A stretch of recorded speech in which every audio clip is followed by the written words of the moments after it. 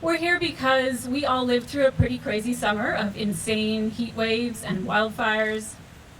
And we understand that the climate emergency is here, it's now, and we have so little time left to throw everything we've got at it and turn things around.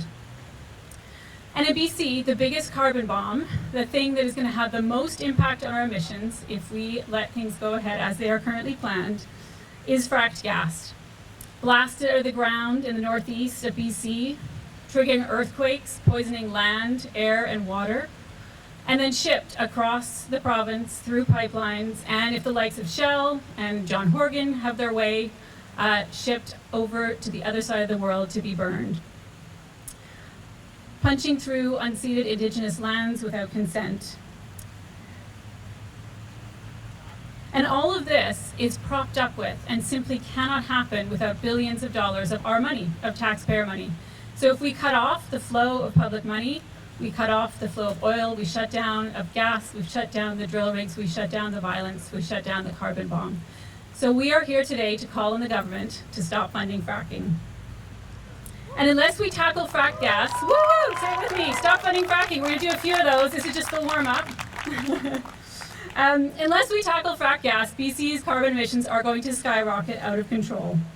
If it gets built out as planned, if BC's LNG export industry gets built out as planned, tens of thousands of new fracking wells are going to be required to supply.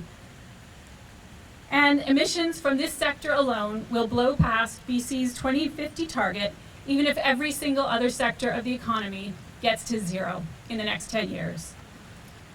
And that's impossible. We need to all go dark. We need to not move. We need to not drive. We need to not cook. We need to shutter every single sector of the economy. And even then, this emissions from this one sector would be condemning us to serious climate breakdown. So we need to stop funding fracking.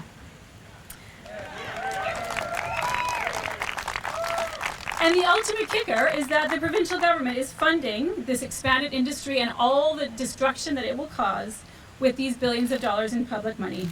They are literally paying giant, wealthy, foreign, and out-of-province owned companies to carry away BC's resource and profit from polluting our air, our land, and fueling the climate crisis.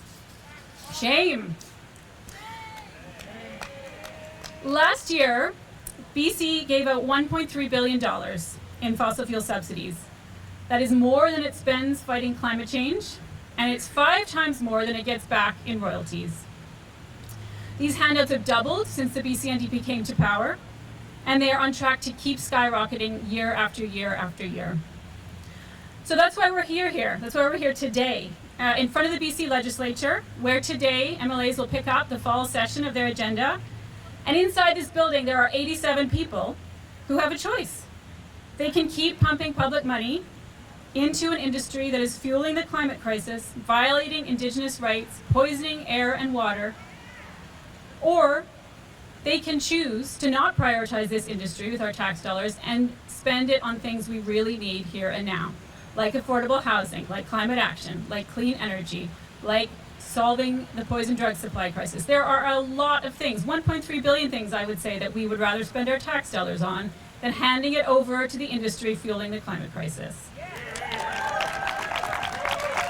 So that's what we're here to do. We are here to call on them during this fall session to move to stop funding fracking.